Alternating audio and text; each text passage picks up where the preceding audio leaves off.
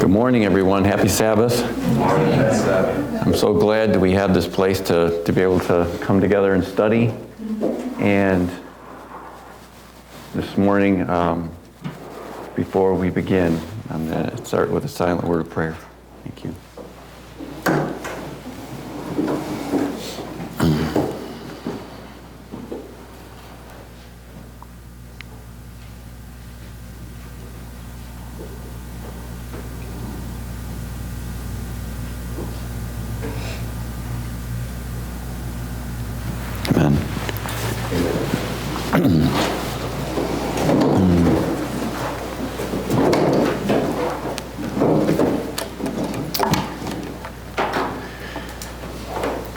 As even our Sabbath school lesson was bringing out the point that Daniel, though he was put into the lion's den, the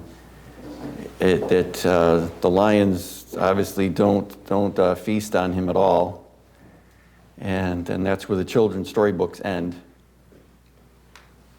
But we know that in the end, Daniel is exonerated, he's rescued, and those that were all plotting against him ended up in the lion's den, and the lions had the mastery of them all. And similarly, when we look at the times we're living in, we have to realize that God's people are going to suffer much at the hands of the wicked in this world today. But we know how everything ends. And the verse that I chose today, again, is in Isaiah chapter 11 and verse 12. And they're talking about the end sign. And we know that the end sign is the 144,000. And he shall set up an ensign for the nations, and shall assemble the outcasts of Israel, and gather together the dispersed of Judah from the four corners of the earth. And we see today the working of God's Spirit upon the people, and we see what's happening worldwide as God is leading us to understand the things that he wants us to understand. And today, as a matter of review, and I'm going to ask some questions a little bit, I'm going to try anyhow, to spark your remembrance of these things. There's so much information that the Lord is wanting us to study and learn today. So I'm going to try to review some of the concepts that have been brought out thus far regarding World War III, which we know is this information war and the things that are leading up to the closing events in Earth's history now. And as I go to look at World War III, I have a couple of questions. I'm going to ask, how and where do we learn God's principles and the plans that he has? Where do we get all of the information that God gives us? About how to live, about what his plans are for humanity, what he's doing, what he's going to still do that he hasn't done just yet. Where do we get that information? Inspiration. You can say inspiration, that kind of covers the gamut, but the thing I'm trying to look at is it tells us in the book Education, God has given us 3 lesson books, right? Those lesson books, I just find this really amazing to me, because most of us want to sit there and say, oh yeah, we get everything from the Bible. And I'm not saying that the Bible doesn't give us a lot, doesn't give us everything we need at one level, but God gave us way more than just his word written down in the Bible, okay? Even with what we have in the Spirit of Prophecy. Because the 3 lesson books God's given us, one you can say is inspiration, which would be the Bible. And I'll just say the Spirit of Prophecy. Okay? But there's 2 other lesson books that God's given us that we can learn And I guess one point that I really want to bring home in this moment is that God wants us to not just be learning all of the things that we're learning in this movement right now, just so that it's a bunch of facts and figures and that we can understand stuff. Otherwise, we're doing no different than those of our brethren who are still in the denomination and going along, and they know the dates, they know the start date of a prophecy, they know the end date of a prophecy, and they know the events that are at either end and what's going on. But we have to be able to make all this stuff personal, don't we? We have to figure out how all this stuff applies to each one of us individually and corporately as God's people, as He's pulling us together here at the end of time. So, I mean, to me, that's the most important thing of all. We have to be able to apply this stuff. And so, what are the other two lesson books besides the Bible? Inspiration, Bible Inspired Prophecy. What's another one? Brother Jim? Nature. You got that right. And I don't want to spend a lot of time on this, but nature, we know that we're told that when Adam and Eve were in the garden, before they sinned, that Jesus was there and He was actually revealing Himself to him and teaching them day by day by the things that were in nature. And nature testifies in every way about God and His character.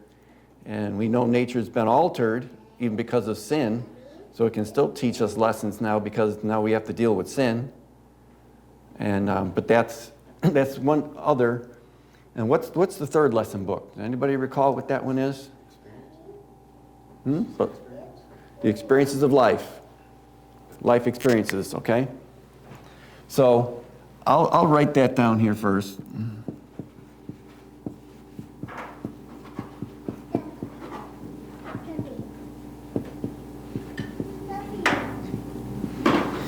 And life experience. Now, if we want to put it on an individual basis, which is where I want our focus to be, then our life experiences are the things that we learn, maybe through trial and error, through how God's working with us in our life. I mean, each one of us can have a testimony. We all have to have a testimony about how God has led us in the past and how He's going to continue to lead His people in the future. And we know that there's even a quote that says that we have nothing to fear for the future except what? We forget how God has led and taught His people in the past. So the past is really important. So the past is experience, right? And so what's another way that we can describe the past? Isn't that history? So, and I'll be the first one to stand up here and tell you that as a kid growing up, I loved math and science. I hated history. I thought it was the biggest waste of time. Why do I need to know history? And I deliberately turned a blind eye to it. I was like covering up my ears if someone was talking about it. It's like, I don't want to know that. It seemed like a complete waste. And God has taught me otherwise because it's one of the lesson books, because it's history. And it's not only our own personal history, but it's the history of mankind. And that brings up another point. If you look at what God is doing, we know that when man started out in the garden, they were in Eden. And you know, you use the analogy of a bookshelf. You know, it's got a bunch of books on it. In order for the books not to topple over, you have a bookend at either end. And so you can look at what God is doing, and you see that we started out in Eden, and God's trying to bring His people back to Eden. And between those bookends is the whole history of humanity and everything, and God's dealing with sin. Right? So, and the analogy was brought up here when we were in Germany, and those who watched some of the videos that came out of Germany at the camp meeting, they had there. We know that when Elder Tess was delivering the Midnight Cry message in October 2018, There's so much information there. There's just a lot there. And that was, she referred to that as one bookend.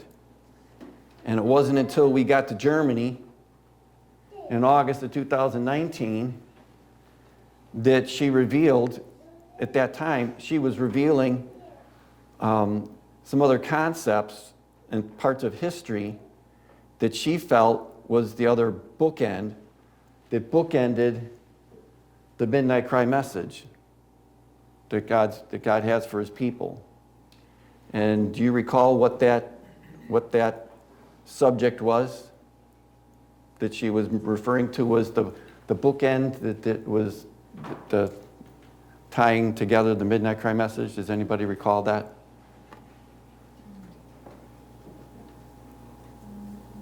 It was understanding World War I. Oh, yeah. Okay? And because I hated history before, I can't say I love history, but I realize how important it is. And so, but because it's not something that comes easy to me, it's like really hard work for me to sit there and study it and look at it and try to remember it and figure out what's going on. And so, I mean, maybe some of you are historians and you love history, and that kind of stuff just sucks into your brain and stays there. For me, I have to keep looking at it and going over it and trying to learn the lessons that God wants me to learn. And so that's why. Anyhow, right now, if we look at where we are right now in general,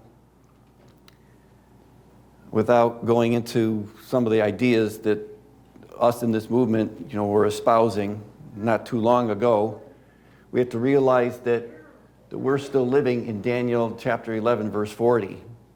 We're not in between verses. We're not at the Sunday law yet.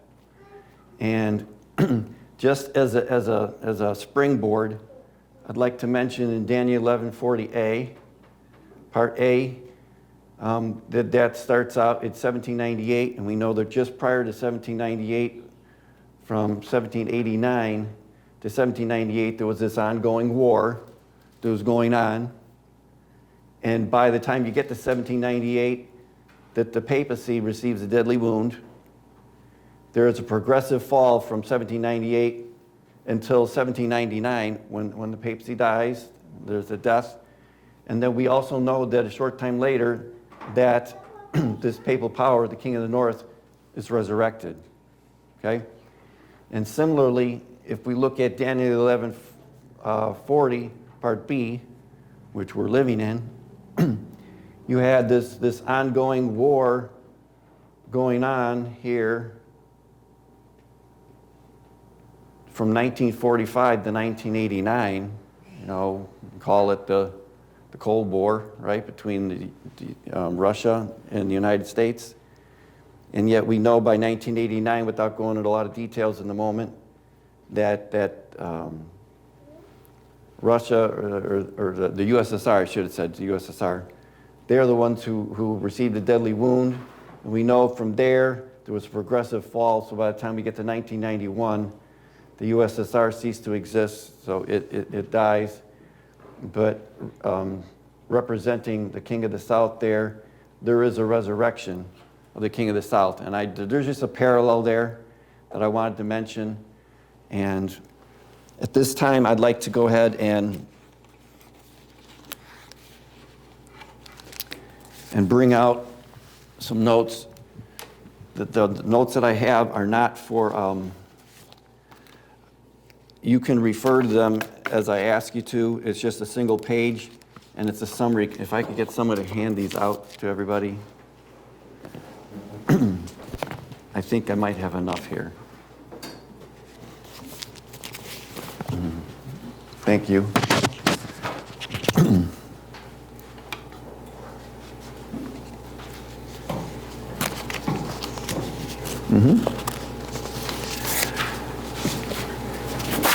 I'm going to be trying to go over some of the elements of World War III. They're not working? Oh.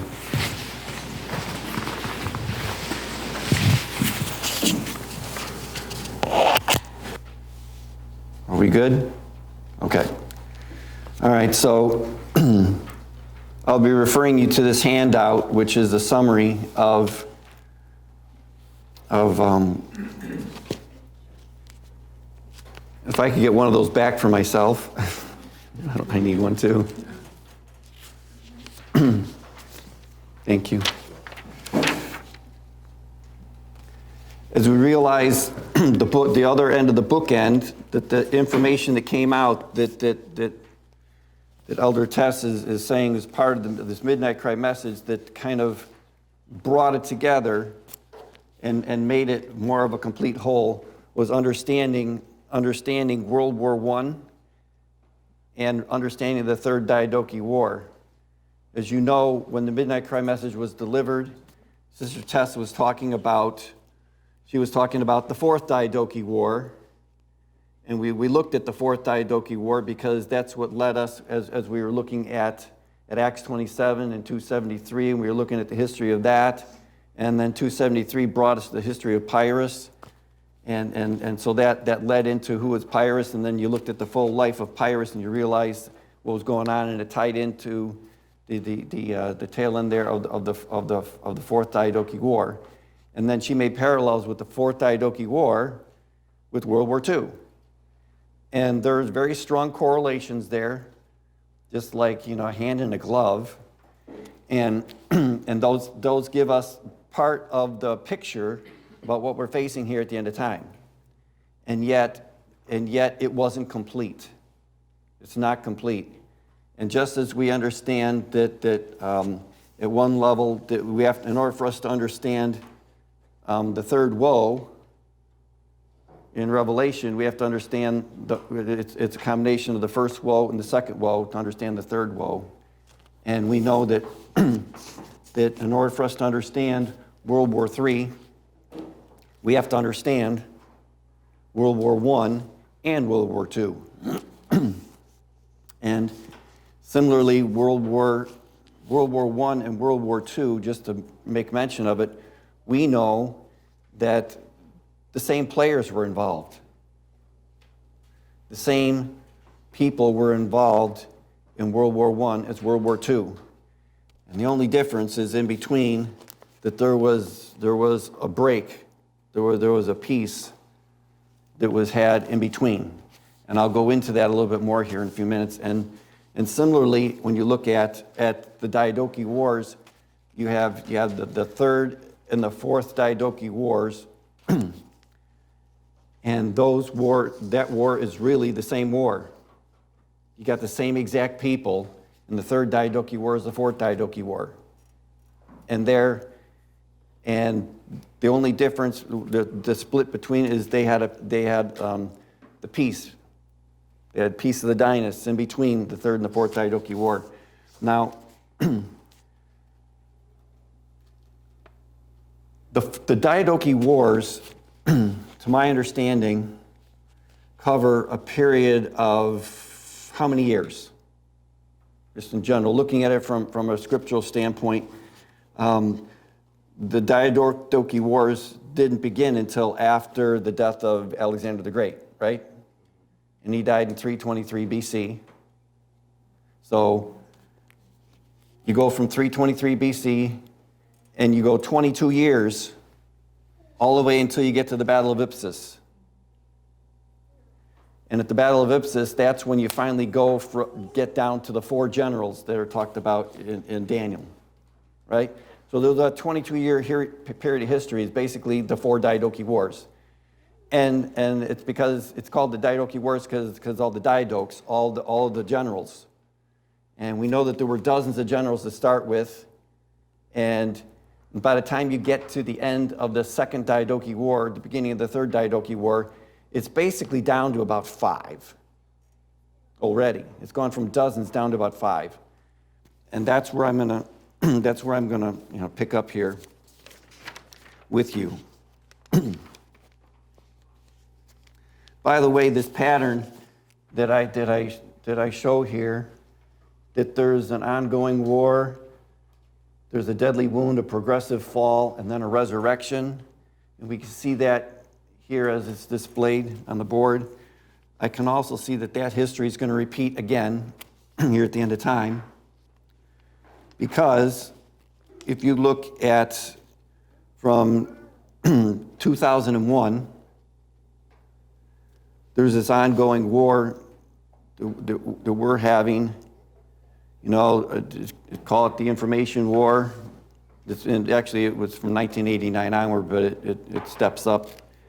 And it goes all the way to Panium in 2021, when there's going to be a deadly wound of the King of the South, which we'll get into. And there's a progressive fall. There's a progressive fall of the King of the South, or Russia, after 2021. And we know that Russia, in the end, and I'm going to say this again for repetition later on, that the King of the South, or Russia, dies, okay? And it doesn't resurrect. And a point to be made is, and I could write this on the board.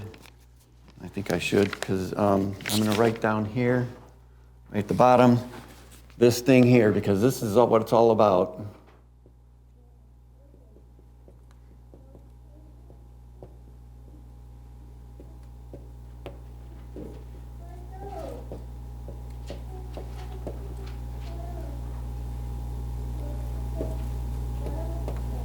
Words never look right when you're standing up here trying to write them on the board. Okay. So,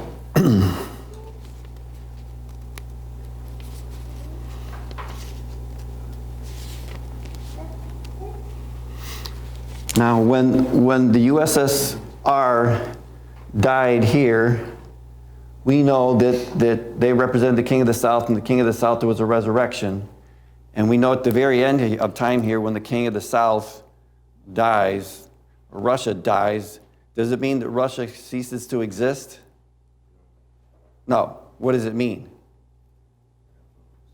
They lose all their spheres of influence. Okay? That's what brings on their death. And I just want to point that out. So,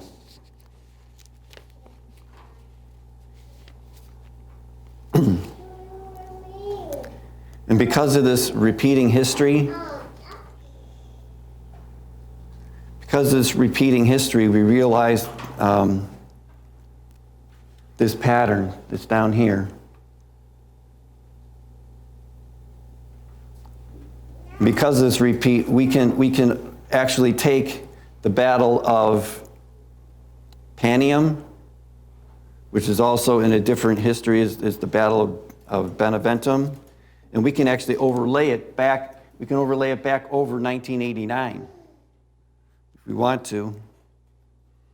And just as the King of the South, Russia, is going to fall progressively in a Panium, this also tells us the story of the progressive rise of the King of the North, the United States, during this time as a world dictator.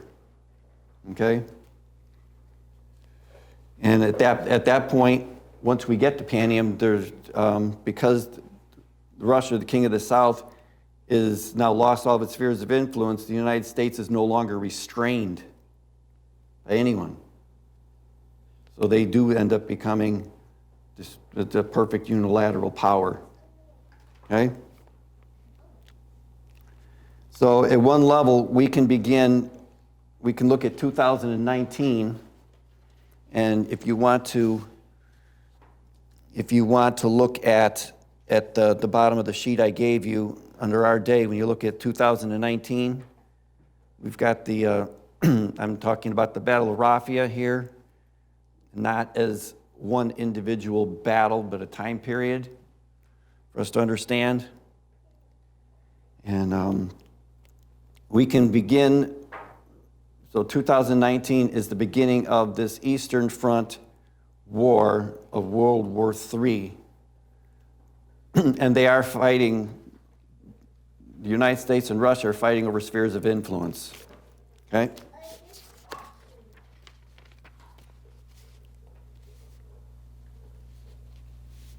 And I'd like to just mention that if you look at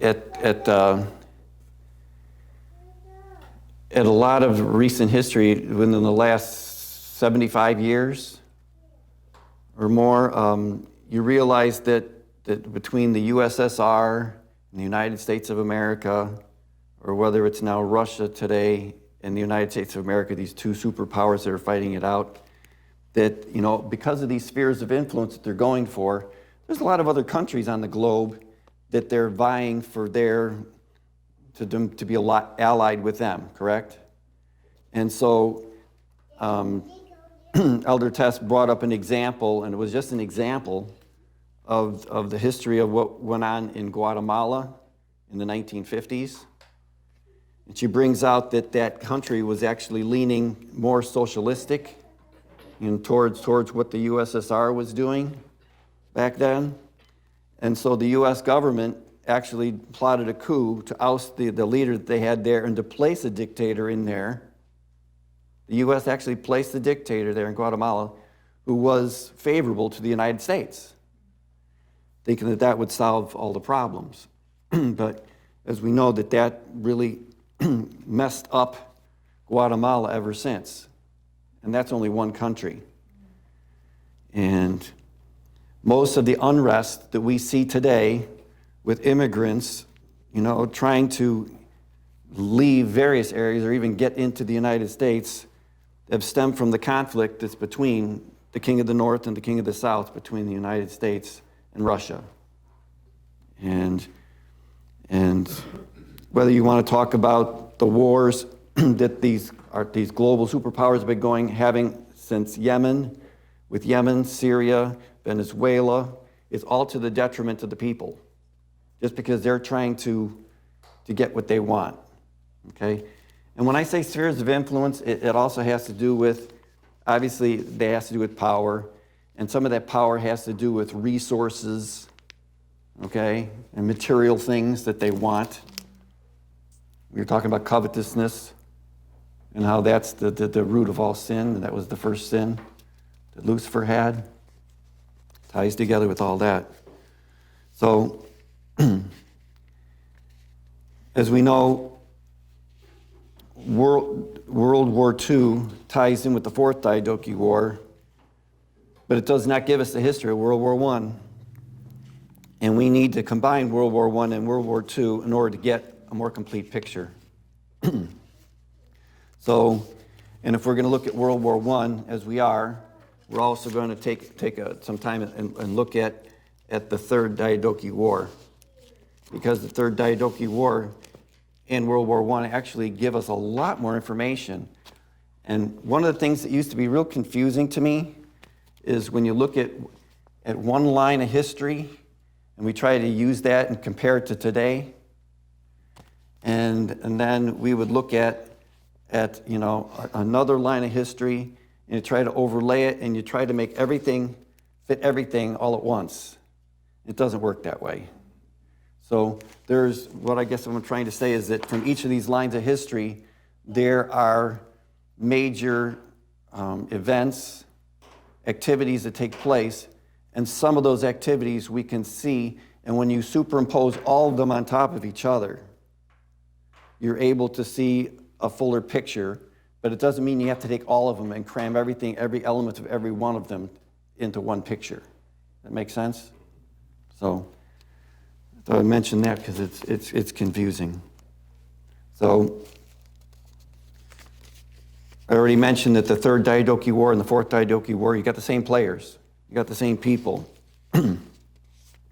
And the Third Diadochi War, just to give you understand what was happening just up to when the Third Diadochi War started, there was a battle that took place, and I don't even think it was actually part of the Third Diadochi War. It took place, and that's what, right after this battle is when the Third Diadochi War began. But this battle was called the Battle of Gabini. In the Battle of Gabini, it was fought in Persia in 315 BC, and that battle, when it was finally won, put Antigonus, he was then the most powerful general that existed at that time. And I'm going to mention some details about this now, because Antigonus had two major allies in that battle, specifically. And who was Antigonus fighting? Does anybody recall? Eumenes. That's who he was fighting. And Eumenes was again one of the few generals left, and he was very, very powerful. One of the things that made him so powerful was that he had control over most of the east. And as far as his army was concerned, who did he have on his side? Do you remember? He had the silver shields. Now, the silver shields were these guys who were in their 60s and 70s, and you would think they might be, past their prime, but they were very, very well good at what they did, and they had fought through all of when Alexander the Great was alive, when they were much younger men even. They had fought through all of his campaigns with Alexander the Great, and so they knew, they were very experienced warriors, okay? And so this is the Battle of Gabini, when you have Antigonus is now tasked with trying to destroy Eumenes. And so he can't even do it himself. They're so equally, paired at that time. And so that's why Antigonus uses these two allies. And these two allies, who are the two allies? Python and Seleucus. And Python was one of these less significant generals. He had some territory, but the main thing that he was doing is he was just being a friend and an ally to Antigonus, and he had fought alongside of Antigonus for many battles, so they were friends. And that's what he was doing. And Seleucus, his other ally, he was the one who was supplying Antigonus' army with food, and with whatever methods they had back then, he was actually also providing a lot of harassment to the Eumenes and his people there. And so that is how they end up fighting this battle. And actually the battle itself, they were still so equally yoked that there was no clear winner at all. But the significant thing is as we know, that elephants, in our time represent information. But we know that they both sides had elephants, and they have this battle, and the battle takes place on a salt plain.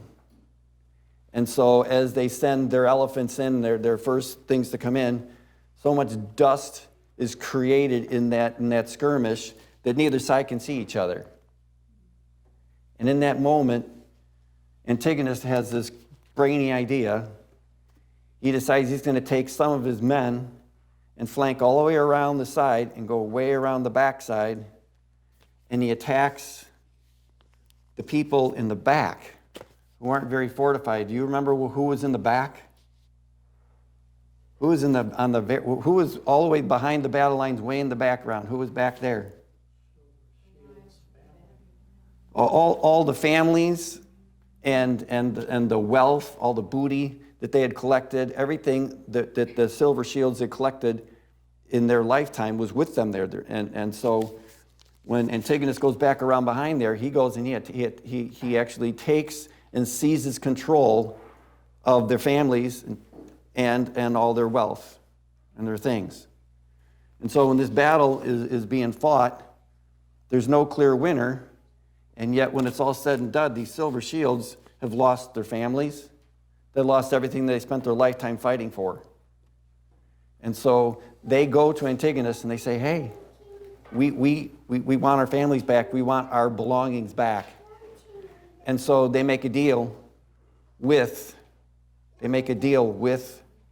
Antigonus and say, Antigonus says, okay, I'll give you all your stuff back. I'll give you your families back. You just have to give me Eumenes. And they do that. They give him Eumenes, and then Antigonus kills him. And so that's the only reason why Antigonus ends up the victor there. And that's what begins our Third Diadochi War. At that point, he becomes the master of Asia. I'd like to take a moment and make an application. 1989, as we know, is marked a battle between the king of the north and the king of the south, with the United States against the Soviet Union. And we know that the Soviet Union, I'm just going to bring this up for the history, for we need to know it. From 1979 to 1989, the Soviet Union was involved in a 10-year Afghanistan war with the U.S., okay, as a what they call that, the war when it's not in your own soil? Proxy war. Proxy war. And during this proxy war, to just bring it home to today, how this even applies, and we're talking here about what was happening in the Third Diadochi War, and led up to that. And so now let's make an application while it's fresh in our minds in the moment here about the United States. So the United States, during that same time period, from 1979 to 1989, the United States had two very important allies that they used in order to become victorious and to destroy the Soviet Union. What were their two allies? Papacy and who else? The Mujahideen. Okay, so the Mujahideen are just like Python. And the papacy is just like Seleucus. Okay? Because we know that Antigonus had Seleucus and he had Python. And the United States has the Mujahideen and the papacy. And so in 1989, what the Soviet Union is losing is spheres of influence back then. Nobody from the United States went over there and attacked and tore the Berlin Wall down, right?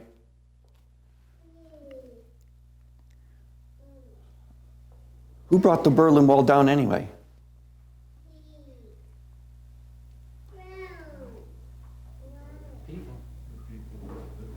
The people who lived there. Okay, so it was the people of the Soviet Union that began to dismantle it, okay? The USSR fell from the inside out from this covert war that was going on. And we know that Eumenes, the people of Eumenes, did the same thing. They betrayed their government and they took down that empire themselves. So it worked the same way. So there's a strong parallel right there. And so after this period of time, and now we see Antigonus is now the master of Asia, then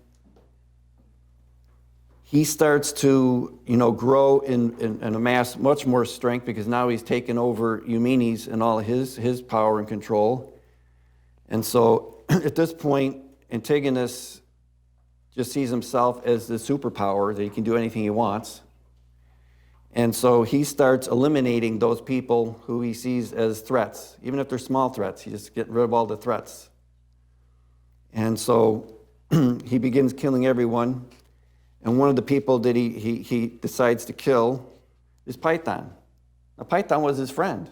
Python fought alongside him for a long time. It was one of his allies. And he was just a little guy. But he got rid of him. And he went on this campaign, going to different areas, getting rid of a whole bunch of people. And and it's interesting to note that the other person who was allied with Antigonus, we know was Seleucus. And Seleucus was actually beginning to fear his own life because at one point, Antigonus actually was coming down. He heard word that he was coming down into Babylon. And even though Seleucus was in control of Babylon at that time, he completely abandoned Babylon and he fled for his life. And he went all the way south down to Egypt, to Ptolemy. And so then you had Antigonus taking over Babylon. And so then Seleucus is sitting there telling Ptolemy, hey, we got to do something here. This guy is getting way too strong. He's getting way too strong. At this point, Antigonus is more powerful than the other three generals, Ptolemy, Lysimachus, and Cassander combined. Okay? And the three generals come together and they give an ultimatum. They give an ultimatum to Antigonus. And in that ultimatum, they say, stop acting like a dictator and act more like a globalist. Stop consolidating all this territory. Start dividing your wealth and territory between all of us and stop acting as a superpower and start sharing this power. And obviously, Antigonus rejects this proposal.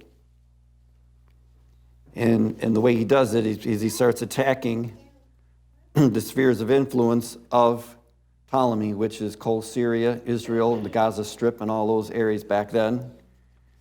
And if you remember the story, Antigonus actually comes down and he's taken over all these other territories that Ptolemy didn't actually, I don't necessarily own, but they were allied with him. They were his spheres of influence, and they were all taken away by Antigonus.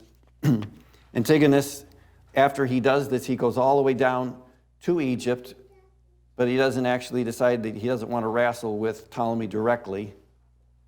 And so he doesn't do anything with Ptolemy at that time. He stops, and he goes back up north so he can do some more fighting. And who does he leave in charge? He leaves Demetrius in charge. And Demetrius at this point is his son, but he's very inexperienced. And he was counseled, don't you dare try fighting against Ptolemy, because Ptolemy will whip you because he's way more experienced than you. And so he wasn't going to do it. He didn't, actually. But Ptolemy decided, hey, this is an opportunity now because I'm way more experienced than this guy, and I'm going to do it. So Ptolemy ends up going and taking Seleucus with him because that's where Seleucus had fled to. So Seleucus and Ptolemy end up going back, and they completely wipe out and take back everything that Antigonus had taken and left with Demetrius. So Demetrius looks really bad. And so all of this stuff got taken and back up. And at that point, I have to mention a background thing that's going on because Ptolemy and Seleucus did this together. But once they took these territories back, one thing that Seleucus did all on his own, he took a group of guys, a small army, and he went and he decided, I'm going to take Babylon back. So he went and he did take Babylon back. And when he did that, that kind of marks the beginning of what you can call the Seleucid Empire, because from that point, Seleucus continues to grow and grow and grow and grow and grow. Okay? I'm only mentioning that because while that's going on, then Antigonus, who sees that his son was just humiliated and all the territory that he had taken, he lost.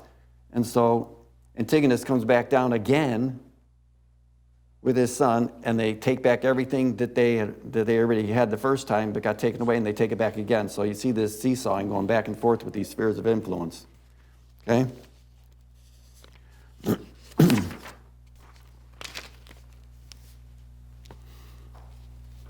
So Seleucus was able, at some level, to defeat Ptolemy. Seleucus was able to defeat Antigonus and keep Babylon. And from there, Seleucus goes on to travel east, and he continues to rise more and more and more in power. And that ties us very closely to then what we remember, what we started out with the Midnight Cry message, where we were talking about the Fourth Diadochi War. Because when the Fourth Diadochi War started, you had the generals were going to go to war against Antigonus, right? But where was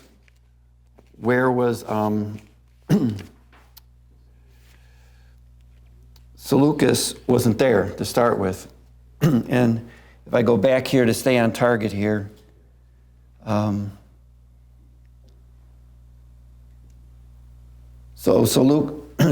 Antigonus ends up going all the way to the border of Egypt. And after he does this, he decides that he's not ready. He's not ready to continue and go and take over Ptolemy and everybody else. He doesn't do that, and the reason he doesn't do it at that time is because there were other threats going on in other parts of his realms. And he was having a problem with the Nabateans and also with Seleucus himself.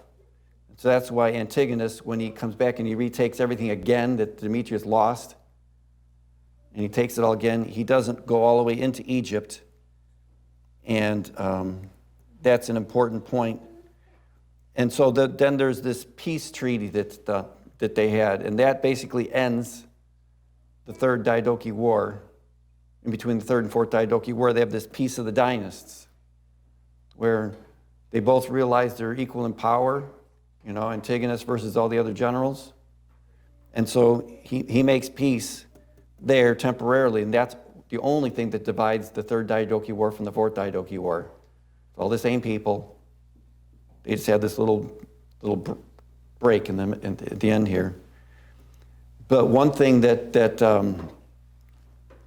Antigonus, when he makes this peace of the dynasts, he did not include in that peace treaty that he would not go to war with Seleucus, because that peace treaty was with the other three generals. It was with Ptolemy, Cassander, and Lysimachus. It wasn't with Seleucus, because he was going to deal with Seleucus. And so he starts having this war over Babylon. And it's at that time that's when Seleucus ends up being victorious over Antigonus. And that brings us to the end of the Third Diadochi War. So if I just recap real quickly, the Third Diadochi War and the Fourth Diadochi War are one war, just has a peace treaty in the middle. And this peace of the dynasts is between them. You also have the Babylonian War and the rise of Seleucus happening. Okay? So that's something I want you to take into consideration. And all these Diadochi Wars are covering a period of 22 years, from 323 to 301, when we get to the Battle of Ipsus, which we're not going to go over specifically today.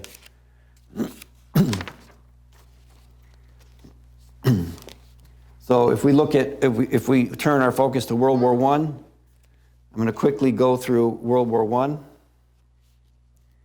And we see that World War I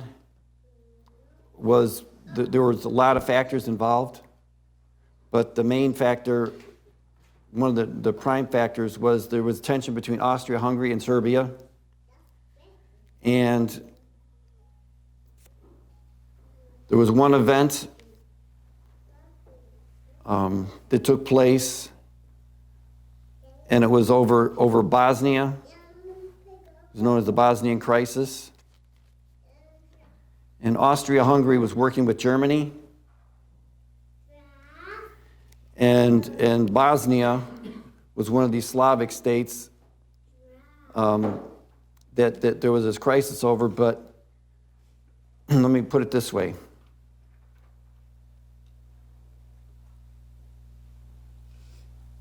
Austria-Hungary really have a problem with another country called Serbia, okay?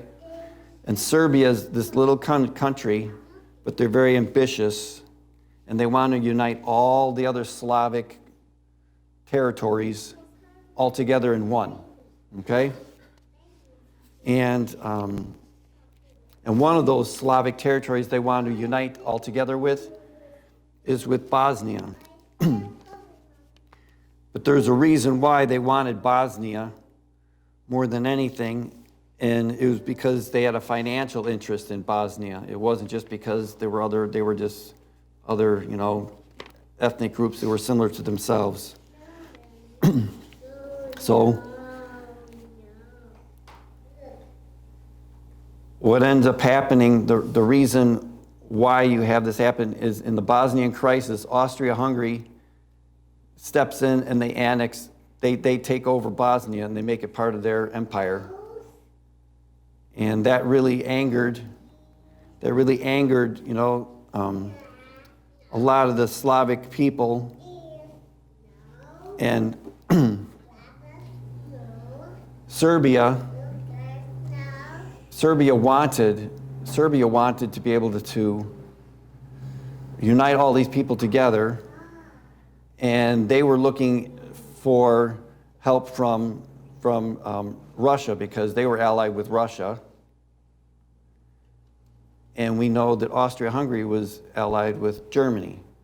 So basically the superpowers involved in this whole thing really are Germany and Russia, and yet the little people that they're dealing with is Austria-Hungary and Serbia. So, but the Russians were not able to help at that time, and so the Russians kind of felt humiliated. And as a result of this, there was a terrorist organization that started up called the Black Hands.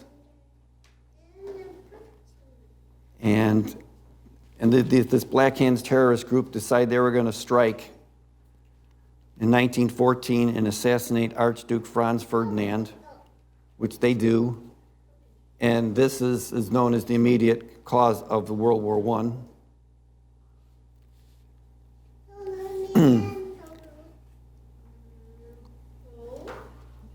And right after that happened, it's an important point, Austria-Hungary sent an ultimatum to Serbia, and they gave them a list of almost impossible demands. One of these demands was for Serbia to give up its sovereignty. And even though Serbia did a lot, with all the demands that were placed against it, they did so much that even the Germany thought that they had done enough, that there wouldn't be any war, everything would be fine. But basically, Austria-Hungary was just looking for an excuse for a long time to go to war with Serbia. And so that's when the war actually begins, when Austria-Hungary goes ahead and invades Serbia. And the western fronts, Russia starts mobilizing, and Germany starts mobilizing, and then it's an all-out war between the East and the West. Germany's at war with Russia, and Germany's also at war with Britain and France. So Germany's fighting a battle on two fronts. And with that battle on two fronts, Germany realizes that it can't fight a war on two fronts too successfully. And so they decided they have to end one of these wars on one of these fronts. I see. They can't keep fighting the war on both fronts, and so they decide they have to come up with some kind of strategy. And that's when they decide to take Vladimir Lenin, and use him. They knew that Lenin, in the 10 years prior, that he was hiding out in Switzerland, and that his whole plan was to overthrow the Russian government, that was there at the time. And so Germany takes Vladimir Lenin, and they put him in a sealed boxcar, and they send him all the way into Russia deliberately to do two things. They want him to make peace with Germany, which he did, and also to destroy the government that was in Russia, which he did. Those two things he accomplished. And so when this peace came, it came at a treaty. And I think it's really interesting, they say what comes around goes around. But there was a treaty that happened between Russia and Germany. And the Russians really got the short end of the stick. It was the Treaty of Brest-Litovsk. And it was between the new Bolshevik government and the Soviet Russia and Germany and their allies. It was such a huge loss to Russia. Russia had to recognize the independence of Ukraine, Belarus, Georgia, Finland. They gave up Poland, the Baltic states of Lithuania, Latvia, Estonia. They seceded, other areas as well. Russia lost over 1 million square miles of its former territory. That's a lot. 34% of its population, which was around 55 million people, it lost. It lost most of its industry, it lost most of its coal and its iron stores, 54% of its industrial land, and 89% of its coal fields, 26% of its railways. So Russia, and it was also fined 300 million gold marks. So talk about a terrible way to have peace. So it's really not a peace at all.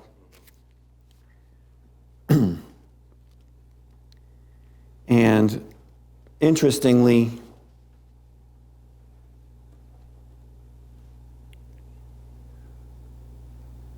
when World War I ends up coming to an end, Germany doesn't even realize that they lost the war. They just think that they're making a peace treaty. And so they have here.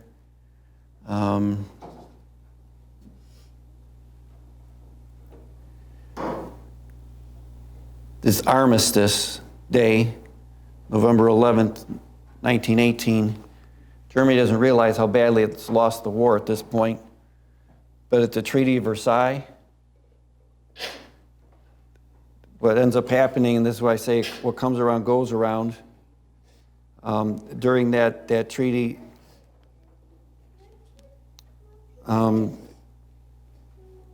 most of what was agreed to in the Brest-Litovsk Treaty between Germany and Russia was completely, reversed.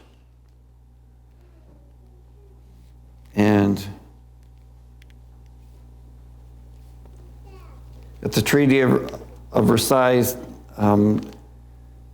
it was so harsh against Germany, and the Western powers said that they just pointed back to Germany. They pointed them back to the Treaty of Brest-Litovsk, and they reminded them how harsh they were to the Russians. Therefore, they were going to make it just as harsh for Germany. And we know two wrongs don't make a right, but they were trying to rub it into them. And the West used this as an excuse at the Treaty of Versailles to take as much as they could from Germany. And we know that it was the bitterness and the harshness of this Treaty of Versailles that ended World War I, and the quantity of reparations that they had to pay, and the fleets that they had to destroy, referring to Germany, and the weapons they had to give up, and all the punishments in the Treaty of Versailles. This is what gave rise to the dissatisfaction which led to Adolf Hitler in World War II. So,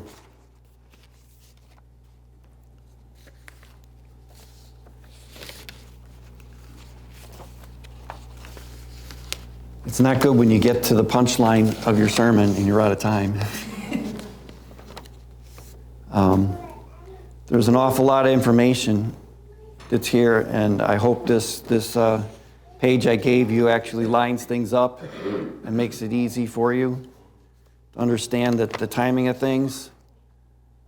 When you look at the Third Diadochi War and World War I, you see very clearly that the two of them combined help us without even applying World War II or the Fourth Diadochi War, which also fit in, but limiting this study to just this, it tells us an awful lot, because you had, as we already discussed, that the United States was allied with the Mujahideen and the papacy in 1989. And we know that George Bush comes along, and instead of being the master of Asia, like Antigonus was, you have George Bush. Now, when the USSR was going down, there was no other superpower, in their way at the time.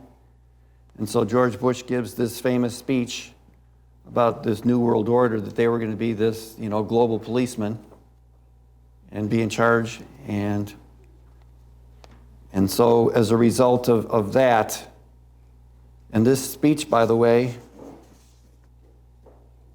was given on September 11th of 1990. Okay?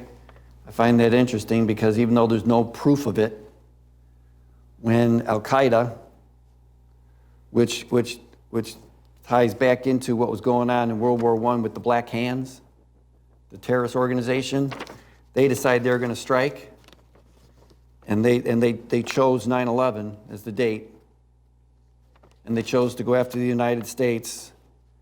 And the main reason they chose to go after the United States is because of the fact that not only were they, talking about having this unilateral power and all, but they were also meddling in the Middle East in a big way. I didn't have time to tell you all the details about some of the background that was going on in the Middle East,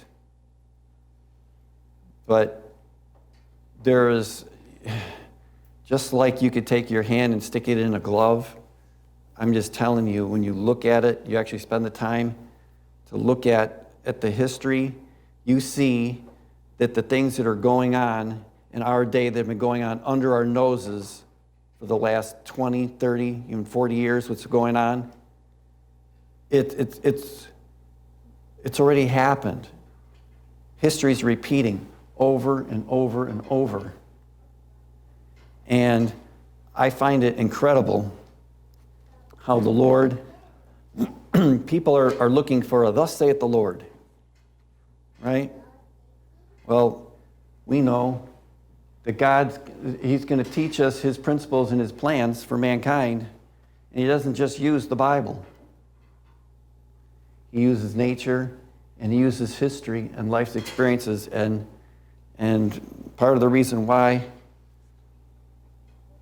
we can get up and have a whole talk, and we're just talking about history, it's because we're seeing how God is actually revealing to us exactly how things are going to happen here at the end of time. So I'm going to have to end it here. I can maybe pick up with it some other time, because there's a lot more to the story and more I wanted to share with you. But let's close with a word of prayer.